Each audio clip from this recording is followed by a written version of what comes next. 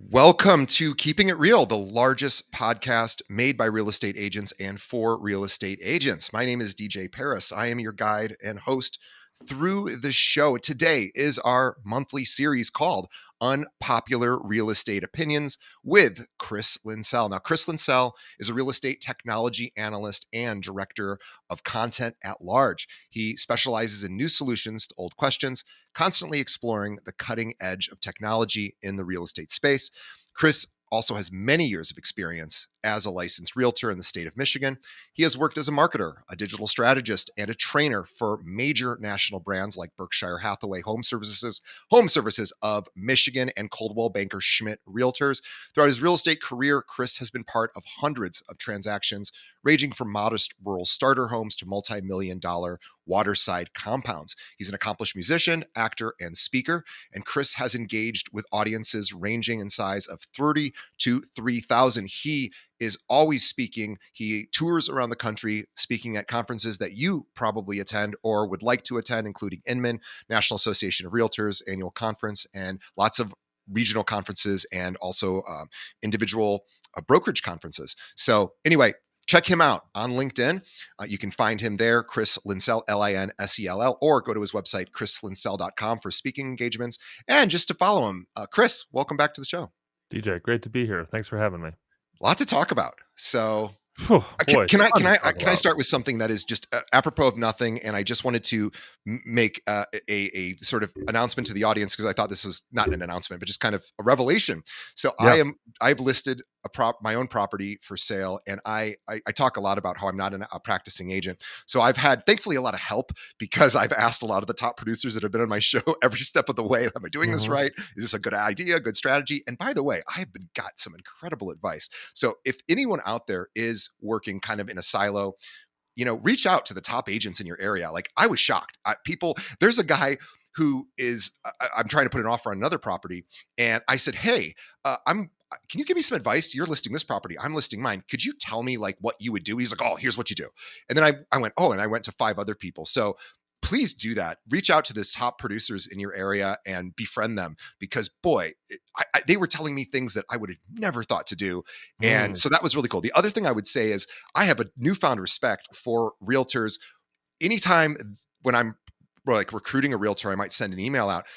I understand now how many emails you guys are getting. I am shocked at the number of, and I'm not talking about emails from other agents that I'm getting now that I have a listing. I am talking about all of the marketing emails I am getting from different services that are scraping my email because I'm on the MLS and all over online with my listing. Oh my God, I have received probably almost 20 emails in the last 24 hours from different companies pitching me. And I've just unsubscribed from all of them, because I'm like, oh my God, now I totally understand why people do not respond to some of my emails. So newfound respect for agents who deal with email management. Like, boy, you got a tough road there. That is brutal. So anyway, just thought I'd throw that out there. DJ, I just want to break it to you. We don't get all those emails. You're just really popular. Everybody just wants to reach out to you. So. Well, I get a lot of emails that seem to be written by AI, so I don't know how popular I am. Maybe in the robot world, I'm popular, but it is. I'm not getting a lot of calls. I'm getting a lot of emails that seem to all say the same thing in the same way. By the way, I will say this one. I was at a conference this last week, and we were talking about using AI, and they said, please, if you are using AI for your listing descriptions, please, for the love of God, make it a well-formed prompt before you type it in there. Don't just say, rewrite this for me, because it will rewrite it for you in the exact same way that it does for everybody else. And so if you do not know how to write a well-formed prompt for ChatGPT or any AI engine you're using, just learn about it. It takes 5 minutes. You can learn how to write a good prompt, and you will get a much better response. They were joking about it, that it is so obvious to other agents when that is done. And it doesn't make you look professional. It's not a good idea. And you can write a better prompt, and most agents don't know how to do that. So you'll be ahead of the competition. So just a little advice there. Go on to Google, or YouTube, say, how do I write a good prompt? You will learn it in 5 minutes, and then you will get a better result when you need AI help there. So just my little advice. To that end, now, and let everybody know, I didn't ask DJ to tee me up like this, but next week, My team at Luxury Presence is releasing a white paper called the Ultimate AI Prompt Guide for real Awesome. estate agents. It is all about learning how to prompt. Yes. The current word count on this is, I'm looking right now, we're just north of 15,000 words on this. So That's this yeah. is the equivalent of a small paperback book, that in depth we go on uh, how to operate prompts in AI, how to construct them, what the different pieces you need for for an effective prompt. We have over 60 examples of completely formed Mad Libs style prompts that you can copy and paste, fill in your own information.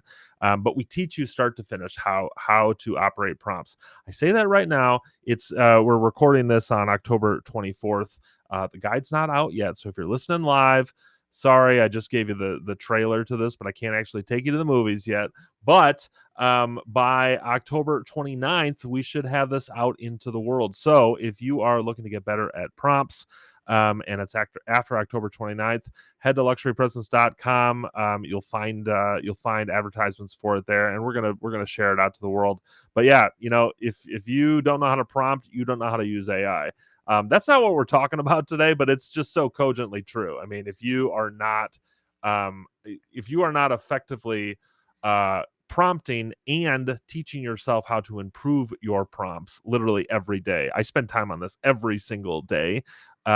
You are falling behind, because that is how to get better at AI, is getting better at prompting. And I will give everybody a quick 2-word.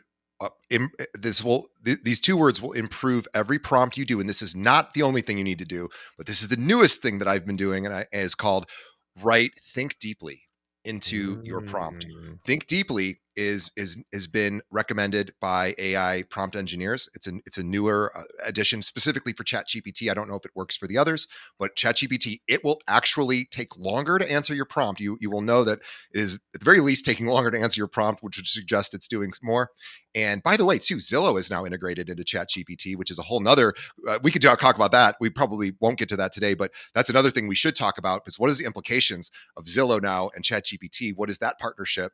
What is the benefits and what's the potential pitfalls to the agent community there? But anyway, think deep, think deeply. Add that to every prompt and try it. Try it without it and with it, and notice the results. See how the change there. So, but yes, there's a lot more to learn than just that. So Chris's Mhm. white paper will show you how to do that. We'll give a link to that the moment it comes out.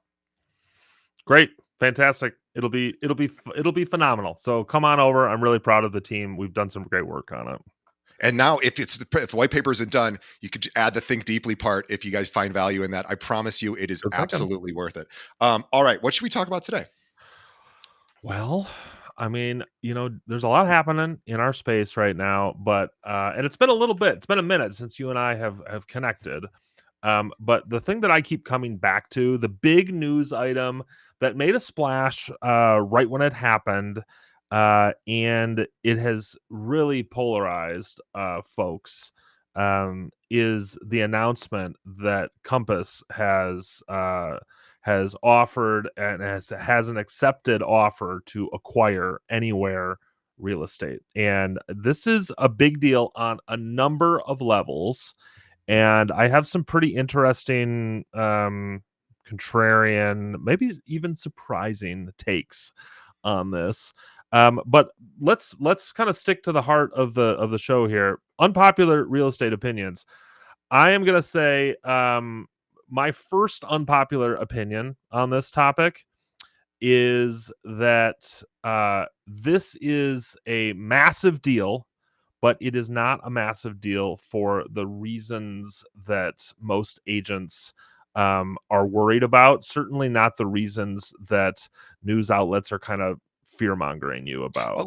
Let's pause for a second just to make sure our audience knows this. I don't think every agent out there knows what anywhere means. And don't be embarrassed if you don't, because you probably wouldn't unless you somehow knew this.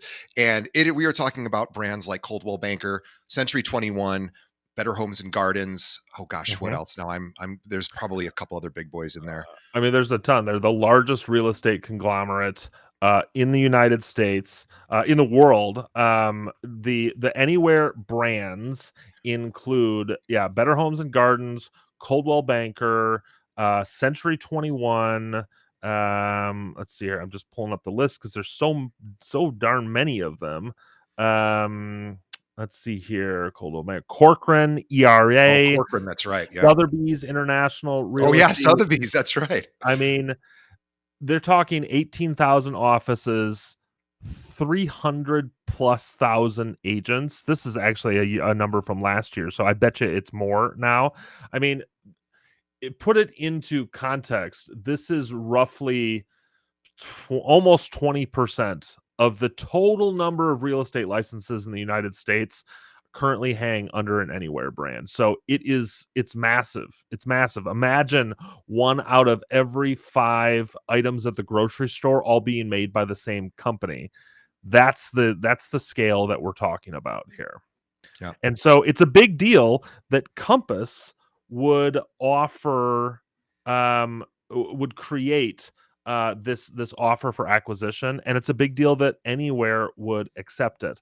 And here's why most of the media will tell you this is a big deal. First, they'll tell you this is a big deal because Compass is not anywhere, no pun intended, it's not anywhere close to what Anywhere Real Estate is in terms of company identity, operating strategy, philosophy. I mean, Anywhere is a company that has brands under it that existed in the 1920s and have been doing business in these legacy models for a long time. I mean, certainly longer than all of us that are listening to this have even been in the business or even been alive. Whereas Compass is a very modern, tech forward. They move more like a tech company than they do like a real estate company. And I know Robert Refkin would be thrilled to hear me say that. So Robert, if you're listening, you're welcome. They make moves and strategize much more like a tech company than certainly than a legacy real estate brand. And so there is a significant load of concern around the disruption that this is going to cause, to both to the real estate business, like the real estate landscape, as we have such a major consolidation, but also to the operating procedure of those 300,000 plus, licensees that are currently living under Anywhere's different flags. Those agents didn't sign up to be Compass agents, and we know how acquisitions work. Like this is business, but it really is. It's like signing up to be a bus driver, and then instead of handing you the keys to the bus, they hand you a key. Hand you keys to an F1 race car. You're like, this is not what I'm prepared for, nor how I like to drive. So there's a lot of concern happening there, and that level of concern has been a significant fuel for the headlines that you're reading on places like Inman and Housing Wire. So it is a big deal. And for all of those reasons, the news and media love it. But I'm here to posit today that it is not a big deal for all of those reasons. It is a big deal, but for other reasons. I'll pause right there if you have any feedback on kind of chapter 1 here. I will give you my only small little take that probably won't interfere with any of your takes, which I mentioned to you sort of privately behind the scenes, because a top producer mentioned this to me, who is a Compass agent here in Chicago.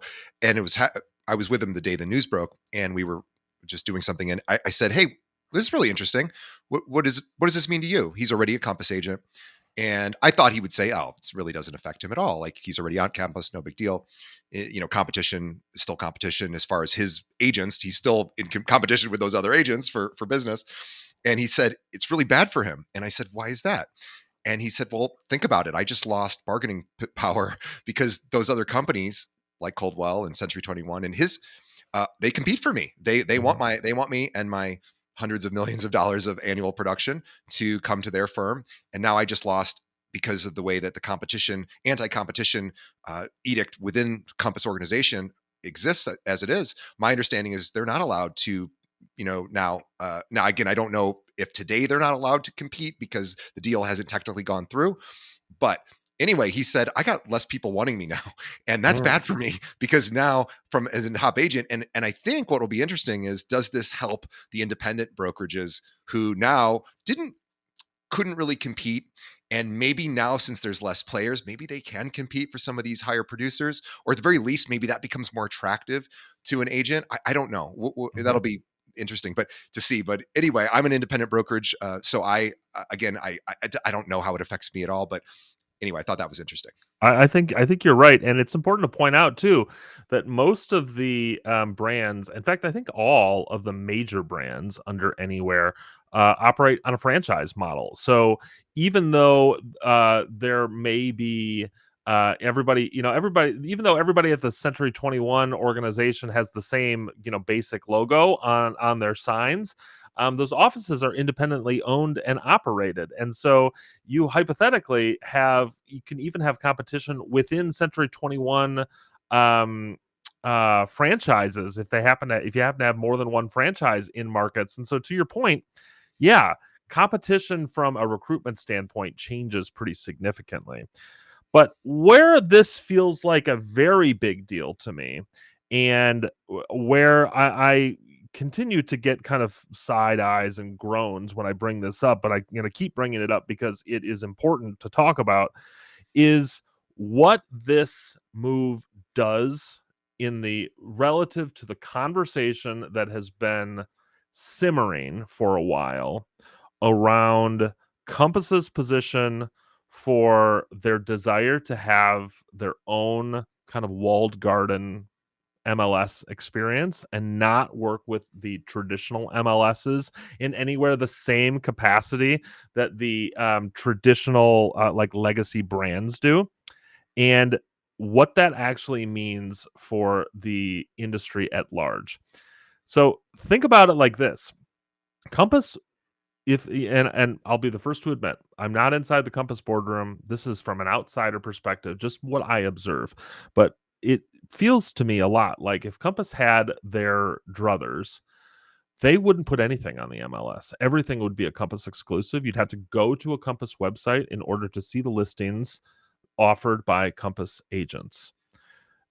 Whether or not you think this is ethical or in the spirit of business, like let's set all of that aside because those aren't decisions that we're making right now. This is a good idea if you want to increase the number of sides that Compass agents close, because instead of going to local MLSs or other places, unrepresented buyers and interested sellers are going straight to the source. They're not going to a third party. They're going straight to the source of somebody who can help you facilitate your real estate business. And you're going to capture more sides of transactions that way. It's just the math of things. That's how it works. Now, who would this affect most dramatically? It would affect places that depend on their ability to access the data of the MLS, the comprehensive property availability that is the MLS, thanks to clear cooperation, thanks to the MLS's requirement. And, we've seen some loosening on this, but essentially, the de facto requirement that any property marketed publicly for sale has to be listed on the MLS, save for a few minor exceptions. There are some major brands that their business model depends on this pipeline of uninterrupted data and inventory. And the first, middle, and last company here is Zillow. Zillow depends on the MLS being the complete source of truth for what property is on the market and for sale. And if Compass goes in and says, we're not going to put any of our inventory on the MLS, well, that means that all the Compass listings won't show up on Zillow because those are, there's that IDX feed won't power that any longer. This was a headline deal when we first started fighting about this, but the actual effect on inventory was relatively small because Compass didn't have a huge swath of inventory. They have a ton of inventory, don't get me wrong, but relative to the entire market, a relatively small portion. Imagine what happens when if this merger goes through and all of a sudden all of the anywhere inventory becomes Compass inventory. Now, something like 20%, maybe more, frankly. I don't even know what the estimates are, but I would say a minimum of 20% just gets the lights could just get turned off from the Zillow feed. All of a sudden, Zillow has an existential problem with Yeah. their business. Yeah, they're no longer going to attract the level of the consumer when the word gets out that they're missing, whatever percentage of listings from or 20% of the agent listings, we should call it. So if Yeah. that feed gets shut down, and Compass now has a real fighting chance to make the case that maybe shutting down the feed to Zillow isn't the world's worst idea, although almost maybe a game of chicken to see who will blink first, because it's interesting to see what, right now Zillow owns that consumer market Mhm. and Compass does not, or Compass brand does not. They own maybe the agent market, if anything, but the Mhm. consumer market, they don't care about that. They just want to go to the place with the most listings. Yeah, So it's the could truth. they could you have two players that are battling for that position? Zillow certainly is the only player battling for that position today, and all of a sudden Compass now has a fighting chance. So I don't know. It's fascinating because at the end of the day, this also has implications on broader IDX distribution, which includes to agent websites. I mean, if the IDX is no longer a reliable way to deliver the comprehensive market to whatever the third party source may be, we're talking about it in the context of Zillow, but remember, like search on an agent's website or a broker's or a team's website is kind of a non-negotiable these days.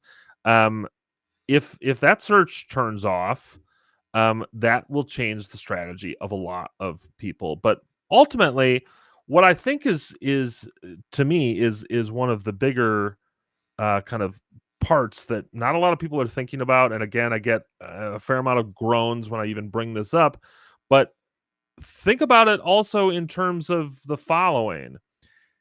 Zillow has not been this kitten cowering in the corner of the real estate prop tech and residential real estate business for the last 20 years. Their business has grown significantly and not horizontally. They have grown vertically. They have grown into virtually every aspect of the residential real estate transaction. They have uh they have affiliated or direct businesses in every single stage of the real estate funnel. I mean, they have certainly have a stranglehold on leads and lead delivery, but Zillow has home loans, they have insurance services, they have um, DocuSign in transaction management. I mean, uh, they have a hand in every single stack of CRMs. CRMs. Follow Up Boss is a Zillow company. They have a piece of just about every stage. And again, I'm not in the boardroom here, so this is my outside speculation. But as an interested observer, it wouldn't surprise me in the slightest if Zillow has plans on their roadmap to go all in to take the curtain away and make this a brokerage, that we are not just a platform. We are now a brokerage. We have our own agents. We can represent you in the purchase and sale. And by the way, we can represent you with a loan and with home insurance. And we'll power your agents' experience.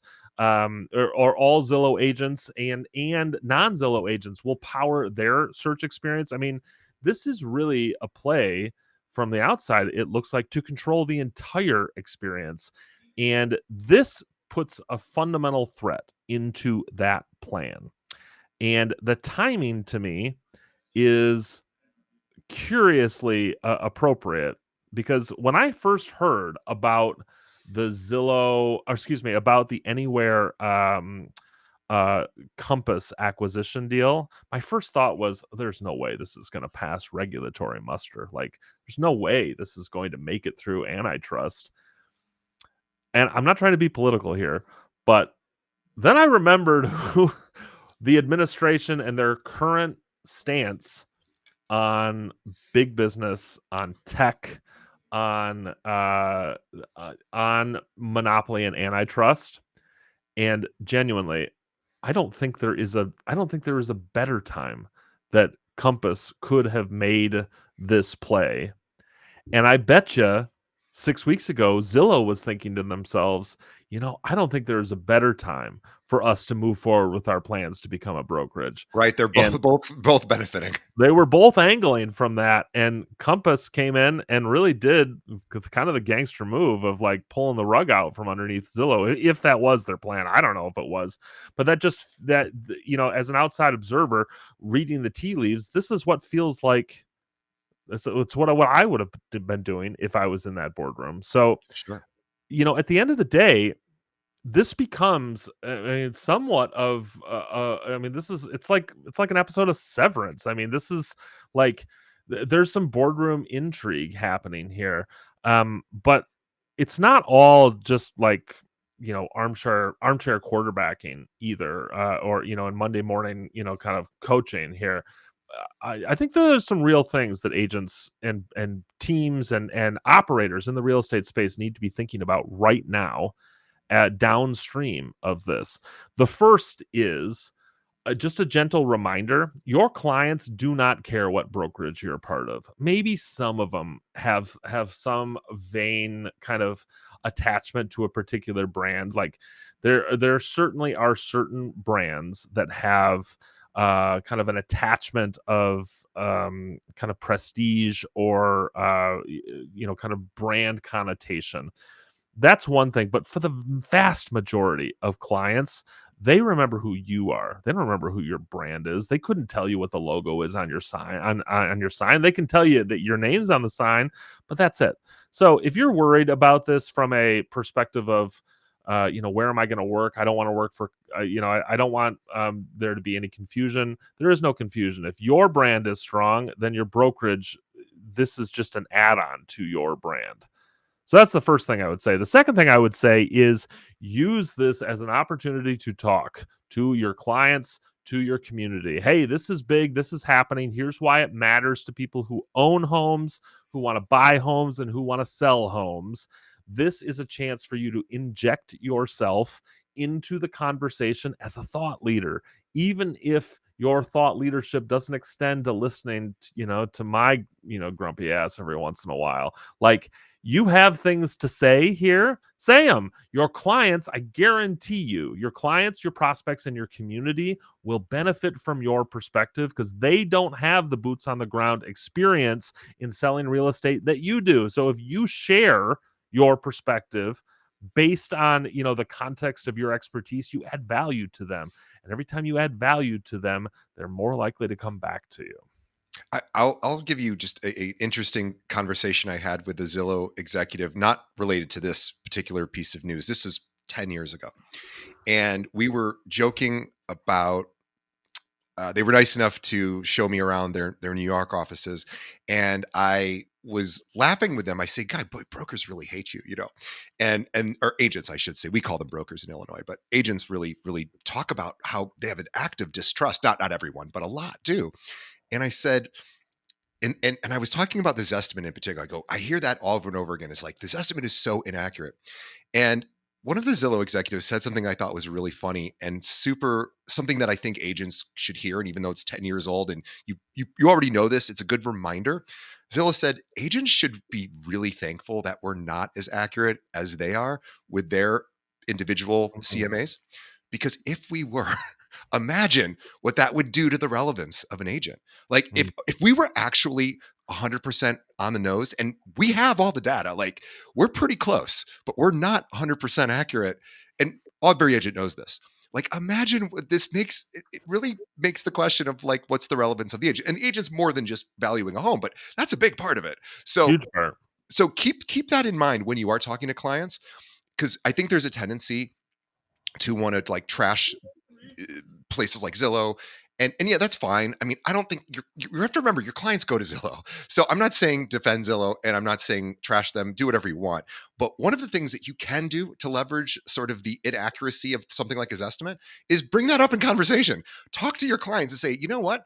This estimate is going to say one thing. I have a lot more experience than their algorithm does in this particular market. I've been doing this a while. Let me Mhm. tell you what I think. And just as a little action step, so you can still have the conversation and use it as an opportunity to make yourself more relevant. And today it's probably more important to do that than ever, especially with AI. And Mm. AI, by the way, ChatGPT and Zillow just integrated, right? If you haven't seen that, it's in there and it'll ask you to connect those two. And that's also really interesting. And that's a whole nother conversation of what does that mean? And we don't know yet, but Mhm. certainly it's interesting. So Yeah, make sure you're talking to your clients. totally. 100%. It's wild because, um, as AI continues to accelerate, we are going to continue to see the the separation, the clear separation with a bright white line of complex tasks that can be more accurately and more consistently executed by AI that we once thought were agent only tasks that required a certain amount of experience to do, but what we were actually mistaking for this requires a certain amount of experience. We were mistaking that for a certain amount of nuance. And right now, we don't have AI models that can replicate the nuance and understanding of the experience and the situation the same way that agents do.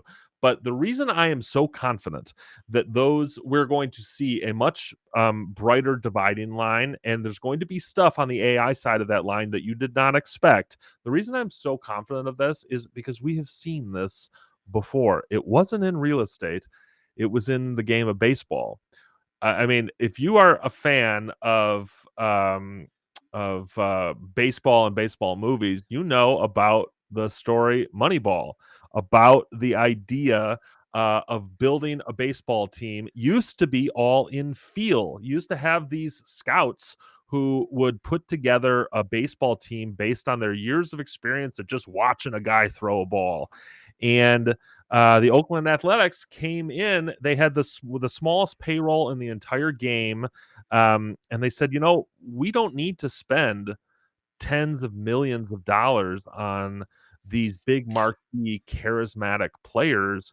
We just need to figure out exactly what the stats are that move games from the loss column into the win column. And they did that using math. They did that using these formulas, these algorithms, statistical observation. They removed that experience factor and replaced it with cold hard facts, and then they could just spend their time doing the things that only people could do, which was build relationships. So I want everyone who's listening to this to think about, and you can think about this in the context of the Compass Zillow conversation too.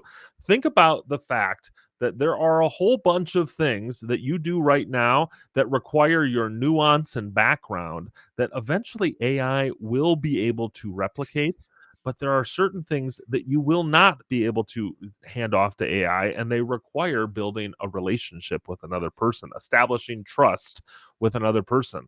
That is going to be your job very soon. It's already your job, but that will be pretty much your only job pretty soon. And on the backdrop of the Compass Anywhere acquisition conversation, there's lots of ways for you to do that. Maybe it's as a Compass agent. Maybe it's as a Century 21 agent. Century 21 owned by Compass. Maybe that merger won't go through. Who knows? But what I do know is all of this froth in the market and in the prop tech and brokerage space around this conversation is ignoring the fact that ultimately it is your relationships with your clients that drive your business forward, not the name, not the logo on the brokerage. If you can stay strong there, you're gonna be continue to accelerate your business. That's where the money gets made. Yeah, and I also think this is a great opportunity to remind agents to make their voices heard also at their association level. Talk to the local association, um, you know, your constituents there and the people who work with the state association and also the national association. Make sure that you have people fighting for your interests. We Mhm, have a brokerage who is essentially going to possibly own 1/5 of the brokers out or the agents out there. We have a tech company that is, in basically every part of consumer experience and an mhm, agent experience. mhm. And I'm not saying those are bad things. Of course, we don't know where that's going to lead, but it's certainly a conversation to have. And you get to hold your associations accountable for at least giving you some guidance there and talking to them and raising those questions because their relevance is now sort of coming into question is Yep, how important, what are they doing for agents, and you get to ask those questions to them. So at the local, state, and national level, sound off, make sure that you're being represented, and talk to the people who are in leadership at those all three of those, local, state, national level, and let them know what you think and tell them where your fears are and ask them, what do I say when? And they will, that's their job, is to help you, navigate that with your clients so that you have good answers to questions. And it's tough as an agent to sort of follow the news. There's so much out there, and you're just trying to grow your business and keep it running. So definitely hold those people accountable. And love it. you're paying them a lot of money, so you might as well. 100%. Yeah, couldn't have said it better myself. Well, I think this is probably a great place for us to wrap for the day. We went through the Anywhere potential merger and the Compass Anywhere merger, and also talked a little bit about some regulatory stuff. So I think this is a great place to pause for this episode because we have Mhm, a lot more to get into next month. And want to remind everyone, as the year is wrapping up and the sales season typically is known to slow down, that this is a great time to not take your foot off of the gas, because a lot of agents will. And if you just do the things that the top agents are doing, which is they don't slow down in these markets. They might slow down in the number of listings they have because that's just what happens, but they're doing other things. So don't make the lack of number of clients that you may have today versus 2 months ago sort of dictate how many hours you're putting in, because this is the time to pump in those extra hours when mhm. the competition is sleeping. And trust me, most people are going to relax and enjoy the holidays and probably take it a little bit easier. um, Try to push yourself to do those marketing efforts, those relationship building efforts. I mean, this is the season too. We're coming into the holiday seasons, which is all about connection with family and friends. And a lot of agents consider themselves, their clients are sort of friends and some degree family, and this is a time to show them how much you care and how much how they are important to you. And this is the time to do it. And so just keep productive, and when that spring market rolls around next year, you will see the fruit of all of those seeds that you're planting right now. Is let everyone know how important they are to you in your database. And boy, you will find too that most businesses, I mean, if I think about it, there are so many service industries that I have individual representatives for. And how often are they really doing relationship building with me? And I'm not saying they all need to, but like, are any of them, really, I can't speak to too many that are actively trying to make me feel special. Now they do a good job. Their particular business and their aptitude for their service is great. That's why I have Mhm. them. But are they really checking in on me to see how I'm doing? No, I think in real estate we have this unique opportunity to really be part of somebody's personal life, and not to say that you're crossing boundaries, but you know what's going on in their lives. You're following them Yeah, on social. You now have this opportunity to sort of take that information and make somebody feel special, and it doesn't take that much. And trust me, their attorneys aren't calling them, their accountants aren't calling them, their financial advisors hopefully are calling them, but that's probably about it. And their dentists aren't calling them. These are people that they're all employing, and you're in that same space. So make them feel special. totally. It is the season, and yeah, the growing season on leads is long. You don't just, water it once and then expect fruit. These leads take months, sometimes years to nurture. Build your pipeline, stay consistent, stay patient. It pays off. Well, chrislinsell.com is where you can go to learn all about Chris and also read some of his opinions, which you can find him on Twitter, LinkedIn. He's on all the social networks. So definitely feel free to check him, see what he's writing about and talking about. And also to check his speaking schedule on chrislinsell.com. He Mhm. is likely coming to a conference near you. And if you are looking for a speaker to represent your association, your brokerage, or any sort of organization that you think he would be beneficial at, he is ready to talk. So reach out to him. He's got lots of wonderful presentations and thoughts. Obviously, you hear him talking about it today. He knows what's going on, and he is always going to be a great speaker for any event you might have. So reach out to him.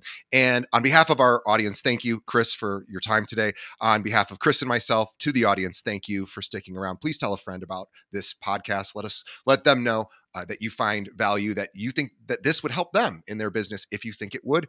And that helps us out a lot. And that's how we've grown this podcast, was just by asking people to tell one other agent. So please do that if you would be so kind. And also leave us a review. Let us know what you think of the show.